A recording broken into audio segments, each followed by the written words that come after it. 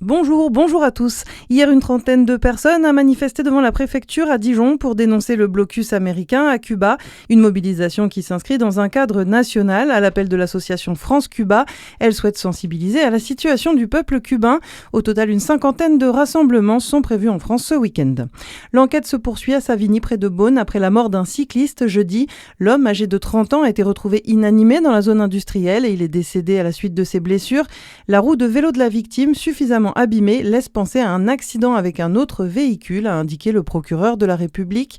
L'enquête de gendarmerie devra éclaircir les circonstances du drame et une autopsie va également être pratiquée.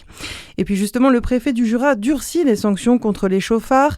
L'an dernier, le nombre d'accidents de la route a bondi de près de 45% dans le département, tout comme le nombre de blessés. En réaction, la préfecture a durci le barème des suspensions. Les excès de vitesse, la conduite sous emprise d'alcool ou de stupéfiants, le refus d'obtempérer ou encore le téléphone au volant seront désormais plus durement punis. Dans l'actualité internationale, la trêve très fragile va-t-elle déboucher sur un véritable accord de paix ? Les États-Unis et l'Iran se retrouvent ce samedi à Islamabad pour des pourparlers directs sous la médiation du Pakistan. Le vice-président américain J.D. Vance est arrivé sur place ce matin. Donald Trump se dit confiant mais menace déjà de reprendre les bombardements en cas d'échec des discussions.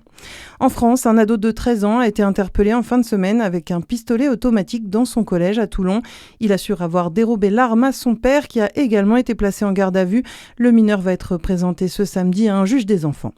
De retour chez nous, on connaît les dates et le lieu de la prochaine percée du vin jaune. Après Lons-le-Saunier, ce sera l'an prochain le tour de la commune d'Arlay d'accueillir la grande fête vigneronne. Elle se tiendra le premier week-end de février 2027.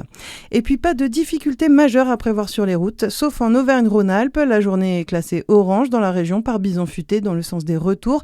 C'est le premier week-end de chassé-croisé des vacances de printemps. Très bonne journée sur Fréquence Plus.